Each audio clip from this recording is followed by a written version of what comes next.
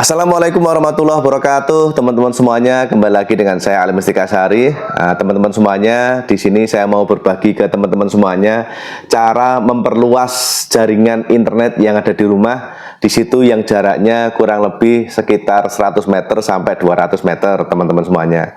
Terus nanti beberapa pengalaman yang saya sharingkan ke teman-teman semuanya, yang di situ barangkali ada yang mau memperluas jaringan internetnya, dan juga menjawab beberapa pertanyaan teman yang kemarin ada yang WA, juga ada dari Facebook juga.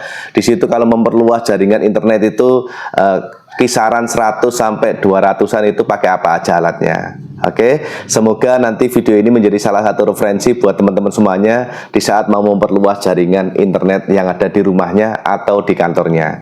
Oke, teman-teman semuanya, di saat teman-teman di situ mau memperluas jaringan internet itu harus diambil dua pilihan.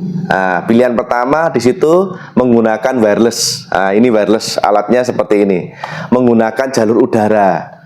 Yang kedua menggunakan jalur kabel.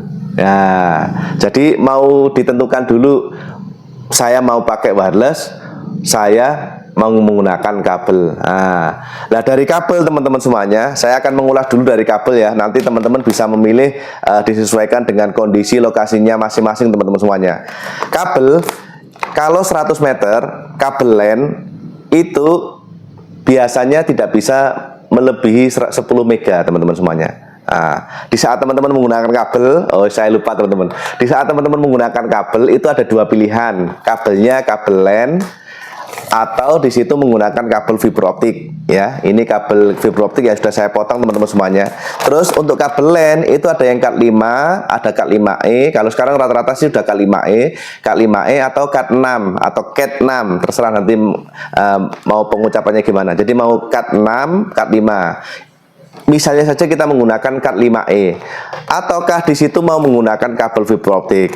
Di sini saya berikan kelebihan dan kekurangannya di saat teman-teman menggunakan kabelan. Kabelan di situ kalau langsung ya dari pusatnya, rumahnya atau dari servernya ke yang tempat yang dituju di kliennya atau di rumah yang di situ mau disebarkan sinyal wifi-nya, kabelan ini itu kalau 100 meter itu biasanya itu sinyal yang didapat atau bandwidth yang didapat itu biasanya nggak optimal, paling kisaran sekitar 10 mega teman-teman semuanya. Nah, kalau menggunakan kabel fiberoptik itu mulai dari server sampai dari klien atau di rumah yang baru itu tetap sama. Itu bedanya. Walaupun 100 meter, 200 meter itu kalau menggunakan kabel fiberoptik itu harus itu bisa sama untuk bandwidth kecepatannya. Gitu teman-teman semuanya. Nah, kalau kabel LAN untuk bisa mengantarkan bandwidth yang cukup besar, biasanya teman-teman semuanya namanya sistem paralel. Di situ menggunakan switch hub 50 meter, nanti itu kita tambahkan switch hub. Ini bisa switch hub PoE atau di situ mau ditempelkan ke rumah tetangga. Nitip di situ switch hub di situ, terus nanti dicolokkan, mungkin tetangganya juga bisa dikasihkan internet berapa mega gitu, terus nanti diparalel ke rumah yang baru atau di klien atau di rumah. Nah, di situ nanti biasanya bandwidthnya lebih besar daripada langsung dari rumah ke tempat kliennya, dari rumah ke tempat yang baru itu 100 meter.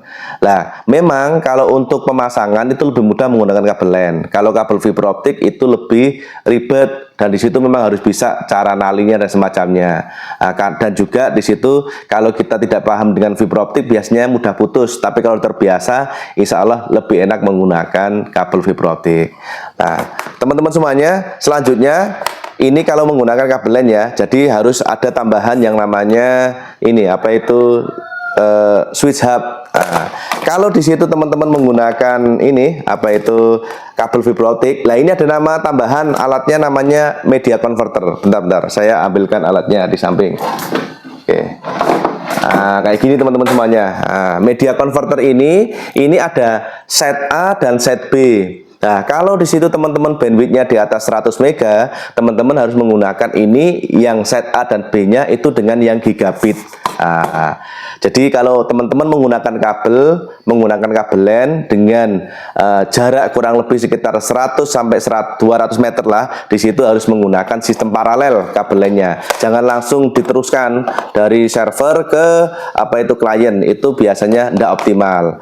Nah, kalau menggunakan kabel fiber optik, teman-teman di sini menggunakan kabel fiber optik terus ditambahkan dengan media converter. Kalau bandwidthnya di atas 100 mega, teman-teman menggunakan ini yang gigabit media converter atau HTB-nya ini yang gigabit. Itu teman-teman kalau menggunakan kabel LAN. Terus dari kabel LAN ini ataupun kabel fiber optik, tetap nanti di rumahnya atau di kliennya itu harus ada router lagi untuk memancarkan sinyal itu di rumah yang baru atau kantor baru atau di kliennya. Seperti itu konsepnya teman-teman semuanya. Jadi ini sudah ya. Tahap pertama sudah selesai teman-teman semuanya.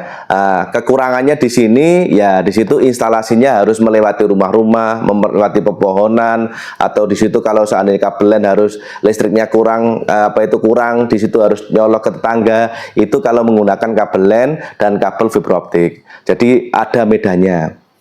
Yang kedua teman-teman semuanya, di situ menggunakan wireless atau menggunakan udara. Nah, biasanya itu di server itu harus ada sinyal terlebih dahulu.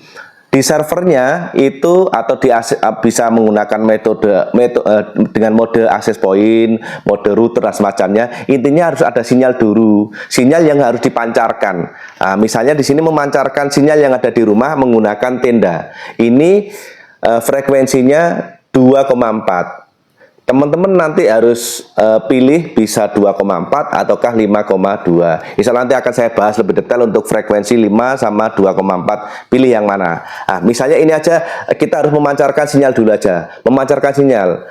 Di sini kalau modelnya sektoral gini, ini sinyalnya menghadap ke sana. Tapi kalau modelnya antenanya kayak gini teman-teman semuanya, lah kayak gini, ini biasanya sinyalnya itu melingkar atau namanya omni, kayak gitu. Jadi harus ada dulu di server, terus nanti di rumah baru itu harus menembak.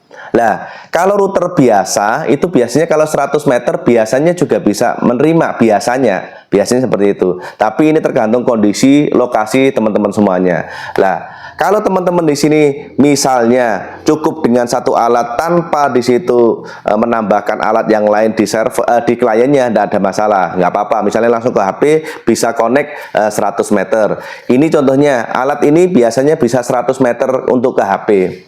Totolink TP-Link CPE220 atau Totolink CP300 atau Tenda 03. Tapi biasanya kalau ini pancaran sampai 100 sampai 200 meter itu biasanya itu kondisi loss, tidak masuk ke dalam rumah. Kalau ke dalam rumah biasanya itu 50 meter, kadang cuma 100, itu belum tentu 100 bisa dapat sinyal di dalamnya. Tapi kalau di situ udaranya masih bersih, sinyal tidak terlalu bertebaran di sana, biasanya itu bisa masuk 100 meter teman-teman semuanya. Nah, lebih amannya teman-teman semuanya, teman-teman di sini di servernya itu ada pemancarnya, di rumah yang baru itu ada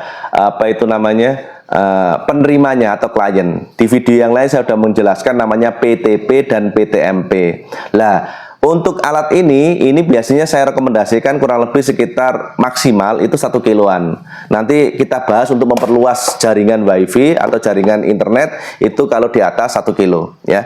Jadi intinya teman-teman semuanya di sini harus dipilih frekuensi 2 atau frekuensi 5. Kalau alat itu sudah memancarkan dua-duanya atau dual band ya biasanya sebutannya seperti itu, frekuensi 5 atau frekuensi 2, pilih salah satu. Setelah itu dipancarkan, jarak itu sampai berapa. Kalau mau ditembak dengan dua alat, usahakan sinyalnya itu adalah min 70, itu baru ditembak dan itu biasanya lumayan stabil. Tapi kalau di atas min 70 biasanya sinyal itu kadang itu time out sendiri, terus kadang itu tidak optimal dan semacamnya.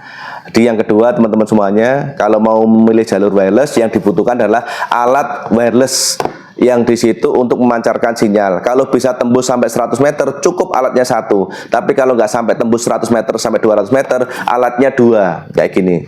Nah, mode di sini tidak mode klien teman-teman semuanya. Bisa menggunakan mode WISP. tangkap sinyal yang ada di sini dan disebarkan di rumah kayak gitu.